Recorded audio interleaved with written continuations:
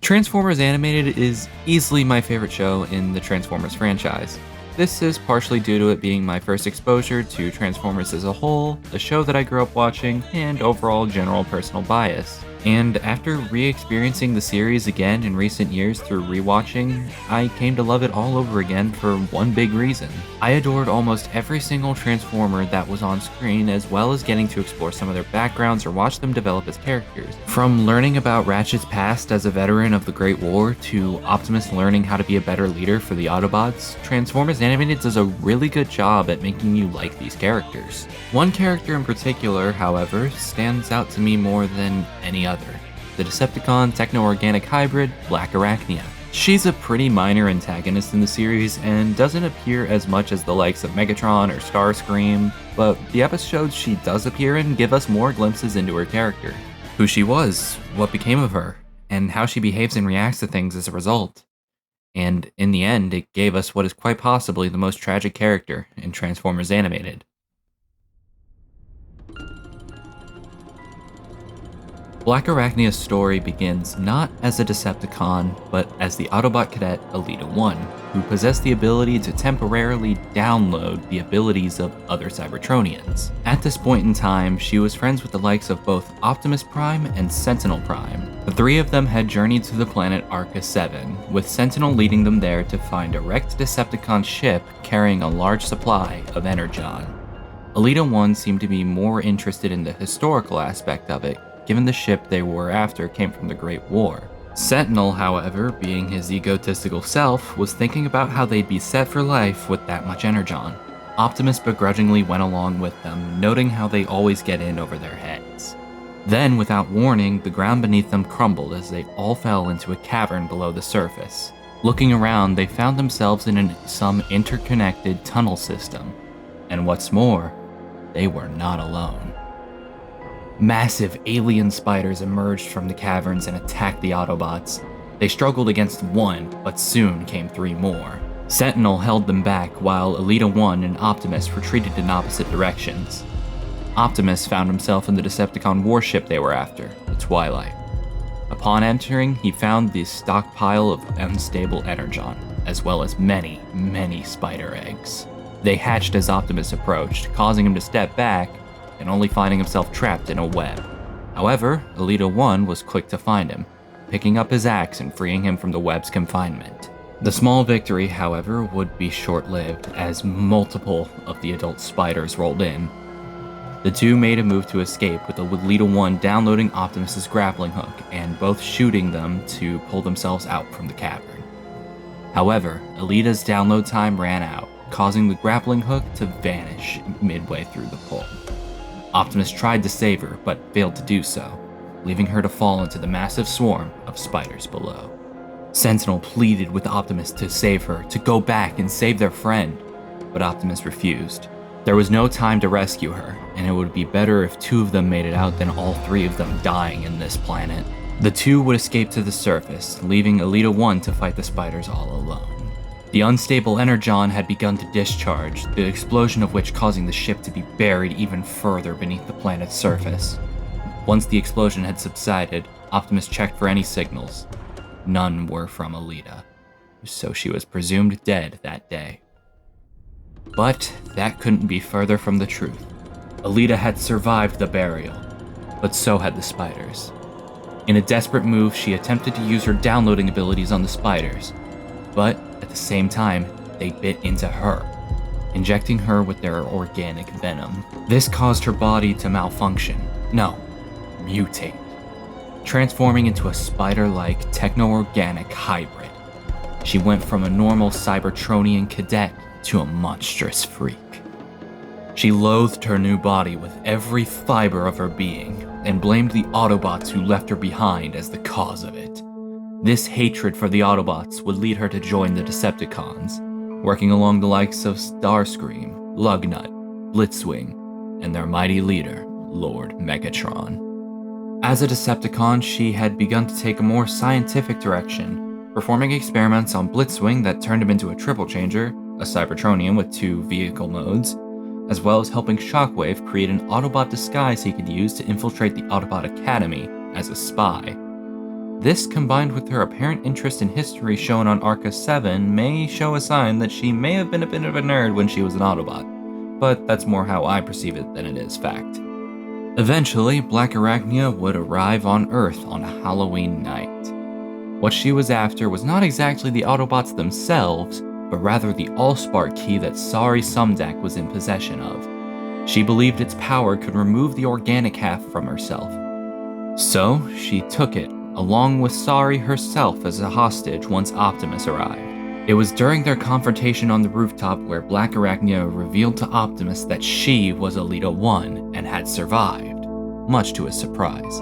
Optimus figured out that her signal was mashed by her organic half, explaining why he wasn't able to detect it back on Arca 7. He tried reasoning with Blackarachnia, saying that had he known she had survived, he would have gone back, but to no avail.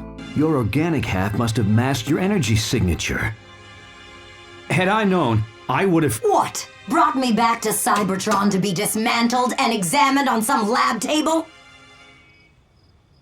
So, you allied yourself with the Decepticons instead. At least I know where I stand with them. She took Sari's key and put it into herself. Then, once the process started, she tossed Sari off the building. Due to her techno-organic nature, however, it began to malfunction and start draining the life of all organic life forms in the vicinity. Humans, plant life, and even herself. It was then that Optimus made the conclusion that Blackarachnia's spark couldn't live without the organic half of herself. He pushed through the shockwaves and pulled the key out, saving the lives of everyone in the reach of those life-draining waves. Once it was all said and done, Optimus helped Blackarachnia to her feet. She expresses that she doesn't want Optimus to see her like this, which I believe to be some element of her old self showing through to him. Perhaps it's seeing him again that makes her more open, making her feel like she was back as Elita 1, at least for just a moment. The Autobot then asked her to come with him and the others, saying they'd find a cure for her stay together. But Blackarachnia responded by injecting him with her venom, leaving him with these words. It'll be a long time before I trust an Autobot. Especially you, Optimus. With that, she swung away on a web into the night. The last scene we see of her in that episode is her looking up to the moon, then down as she begins to cry. Perhaps realizing the very likely possibility that she may never go back to the bot she once was. The next time we see Blackarachnia is in the Season 1 finale, Megatron Rising. Once again, she's after the Allspark key, as well as most of the Decepticons. However, upon taking Sari as her captive, the child reveals to her that the Autobots took it away from her due to distrusting her with it. Blackarachnia actually sympathizes with Sari's frustration towards the Autobots, opening up to her that she used to be an Autobot until they turned their backs on her. She even brings up that the Allspark's power is the only way to revert her back to who she once was. Or at least, so she believes. Sari leads Blackarachnia to find the Allspark over the frozen Lake Erie. But it's revealed that Sari has been leading Blackarachnia in a circle, and the Allspark hiding in the Autobot's ship was underwater. Something Blackarachnia couldn't possibly survive thanks to her organic half. Before she could even do anything about it, the ship rose from the ice and Ratchet saved Sari while Blackarachnia fell to the ground below. It would be a while before we saw her again, her next appearance being in episode 10 of the second season. During the time between her last appearance and now, she had been washed ashore on Dinobot Island. The Dinobots took her in and offered her a home in the abandoned lab of Meltdown, a more minor antagonist in the Transformers animated show. Soon, she took charge of the Dinobots and became their leader, commanding them to do her bidding. While she was looking through Meltdown's old research, she became fascinated by his work on genetic modification, and believed he was now a way she could be reverted back to normal.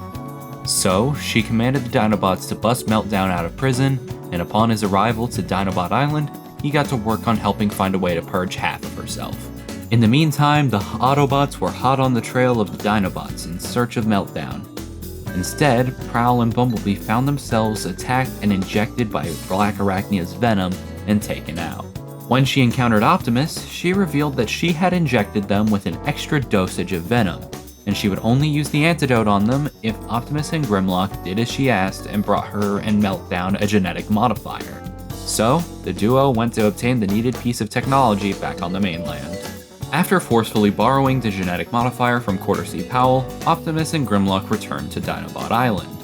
Optimus demanded the antidote in exchange for the modifier, but he and Grimlock wound up ambushed by Meltdown's mutated monsters.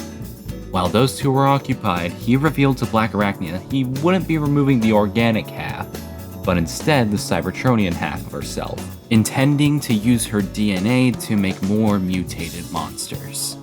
But before any of Meltdown's plans could come to fruition, Optimus once again saved the Decepticon, and Meltdown became a pile of acidic goo after touching the genetic modifier. Optimus freed Blackarachnia from the confines of the experimentation table, and Blackarachnia seemed happy to see he came back for her. But this was an act to get Grimlock jealous and attack Optimus, giving her enough time to slink away unnoticed. In the end, however, Blackarachnia kept her word and left the antidote with the unconscious Bumblebee and Prowl.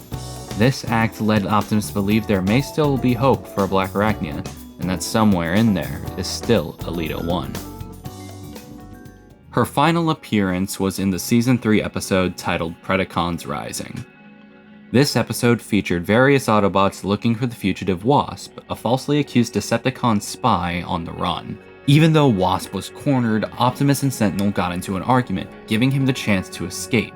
He didn't get very far though, as he was swiftly taken away by the Pteranodon Dinobot Swoop and taken to Dinobot Island. He was quite literally dropped off into Blackarachnia's lab, and we actually get a chance to see what the Spiderbot has been up to this entire time.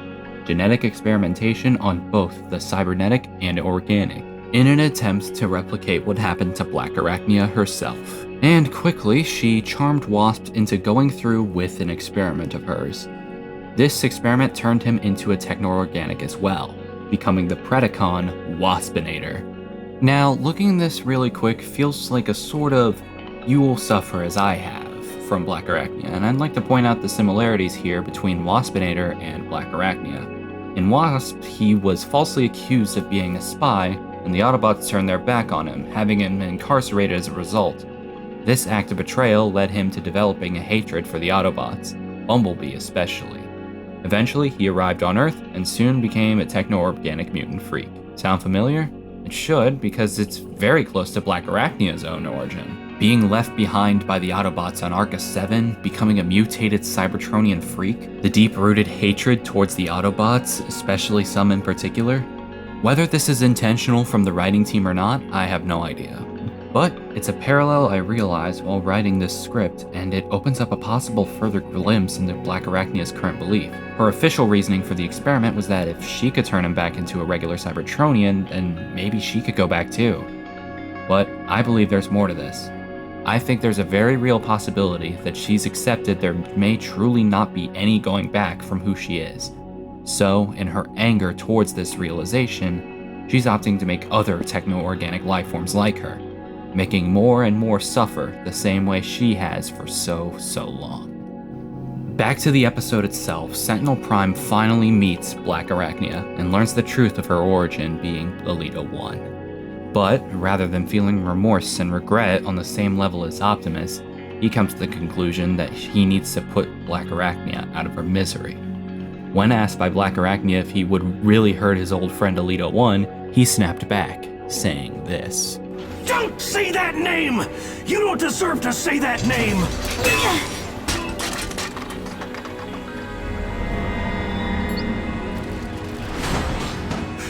You're not Alita 1, you mutant freak. Alita 1 went offline a long time ago. They continued to fight, and Blackarachnia ended up with the upper hand due to her venom. But due to her revealing the true nature of her experiment, Waspinator once again felt betrayed.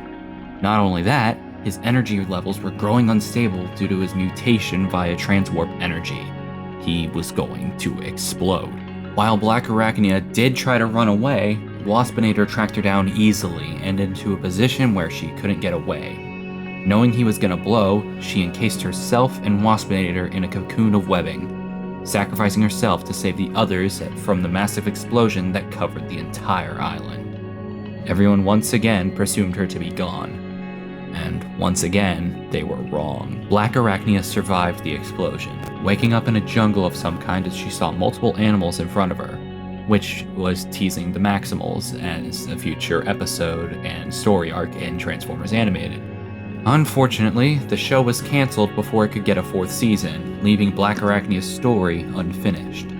But this isn't the entire end for her, as we do have an idea of what was to come for her in Season 4 thanks to the complete Allspark Almanac.